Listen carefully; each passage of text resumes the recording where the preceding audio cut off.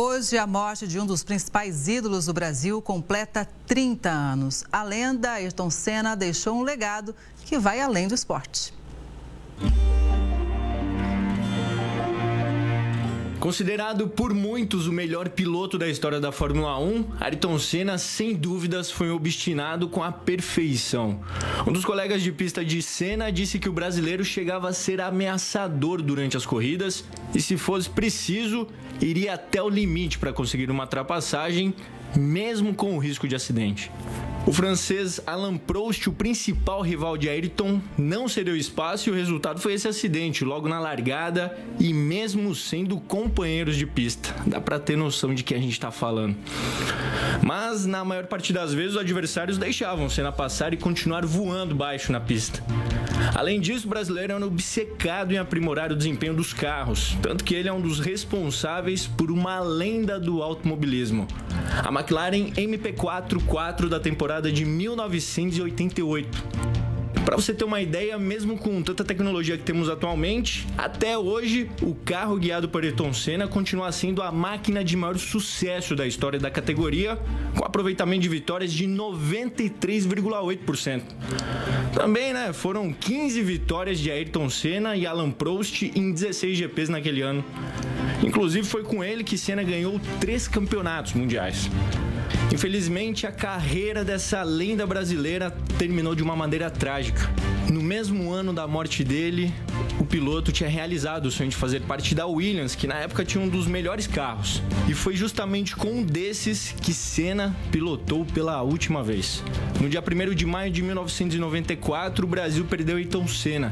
E cada brasileiro perdeu um pouco do Brasil. Em Imola, no Grande Prêmio de San Marino da Fórmula 1, o ídolo e tricampeão mundial estava no auge da carreira quando a barra de direção da Williams FW16 quebrou e o carro foi direto para a barreira a 210 km por hora. A morte de Senna, aos 34 anos, foi confirmada horas depois em um hospital na Itália. A comoção com a morte de Ayrton Senna, óbvio que foi imediata. O Brasil parou e chorou pela perda de um dos seus maiores ídolos. Mas essa não foi a única tragédia daquele fim de semana na Itália. O austríaco Roland Ratzenberger morreu um dia antes no treino classificatório. Um fato que poderia ter evitado o acidente de Senna.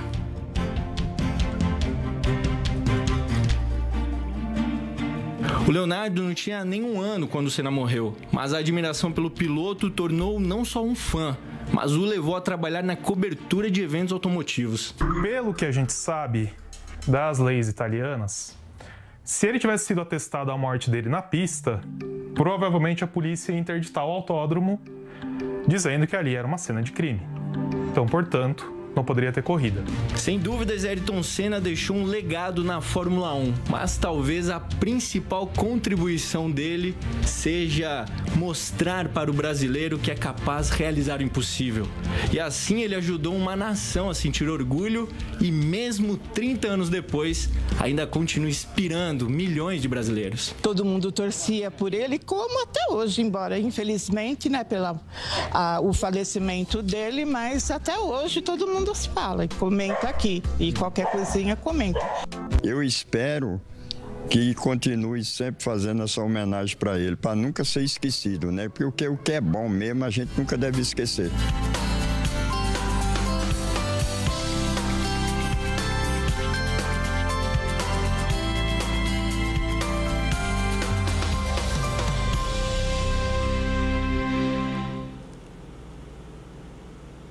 Ele está vivo dentro da gente. Ayrton Senna é um eterno herói, E ainda ajuda muitas pessoas por aqui. Para saber mais sobre isso, a gente vai agora para Interlagos falar com o Everton Fulini, que é vice-presidente do Instituto Ayrton Senna. Everton, vou te contar uma coisa antes de falar boa tarde. Difícil ver essas imagens sem se emocionar. Eu lembro onde estava no dia do acidente, eu lembro o pós, então foi muito marcante. E as manhãs de domingo nunca mais foram as mesmas, com certeza. Boa tarde. É muito bom te ouvir. Eu quero saber como é que está a sensação para vocês do Instituto Ayrton Senna nesse dia 1º. Obrigado pelo convite. Para a gente, sempre que a gente vê essas imagens, eu que trabalho com o Instituto, a gente já está acostumado a ver o Ayrton, a gente sempre se emociona.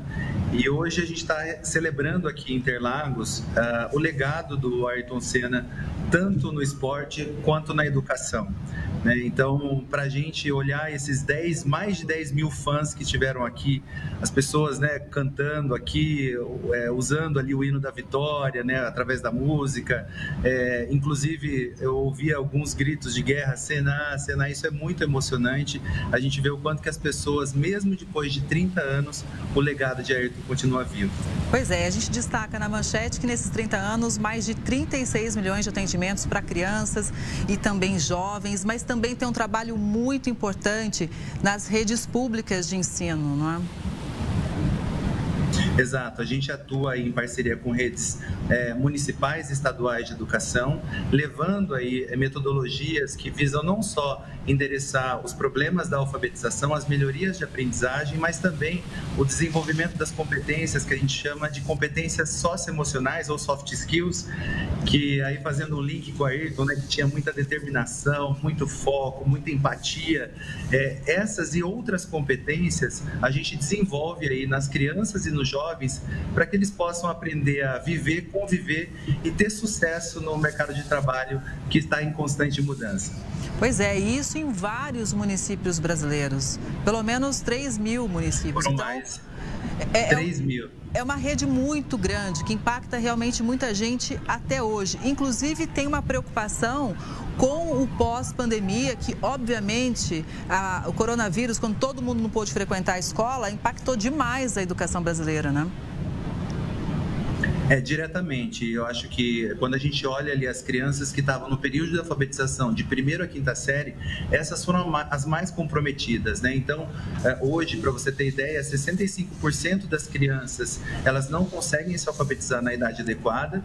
E quando a gente olha para os alunos de 4ª série do ensino fundamental, esses alunos ainda não têm proficiência leitora. Tudo isso é sinal dos reflexos da pandemia, porque a escola ficou fechada há muito tempo, e o Instituto tem programas, né, essas parcerias que a gente estabelece com municípios e estados, justamente para endereçar e melhorar essa qualidade da educação e fazer com que o sonho do Ayrton, quando ele sonhou com o Instituto, a gente consiga levar mais oportunidades e conseguir transformar a vida de mais pessoas, mais crianças, mais jovens pela educação.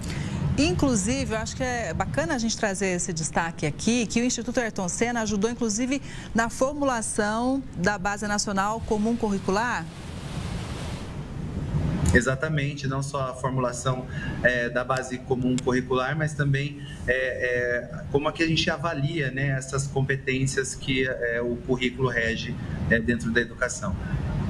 Everton, hoje, como que deve ser difícil até para o Instituto, porque muita gente deve procurar o Instituto Ayrton Senna. Quais são os principais critérios que vocês levam em consideração para que um projeto siga adiante, para que uma cidade seja atendida?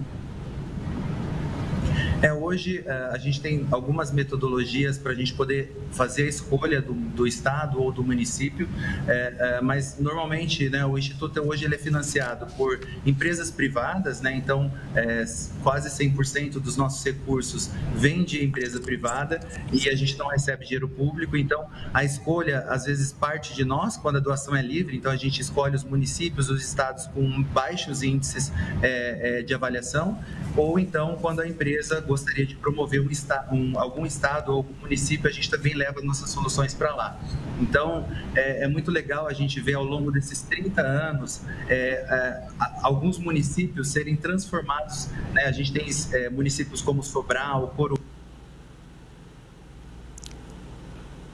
Infelizmente, nós perdemos contato com o Everton, mas deu para dar uma dimensão, dá para a gente ter uma noção melhor de como o Instituto Ayrton Senna atua aqui no nosso país, a relevância desse instituto. Everton, acho que voltou o seu sinal. Gostaria muito de dizer para você que deu para a gente entender um pouco esse panorama, essa rede de ações do Instituto, e agradeço demais a sua participação e sempre aqui na torcida que esse Instituto continue realmente fazendo esse lindo trabalho pelo país. Eu que agradeço a oportunidade. Para a gente sempre é bom usar de experiências como essa para promover também o que a gente faz, como a gente faz, transformando a vida de milhares de municípios. Então, obrigado pela oportunidade. Obrigada mais uma vez.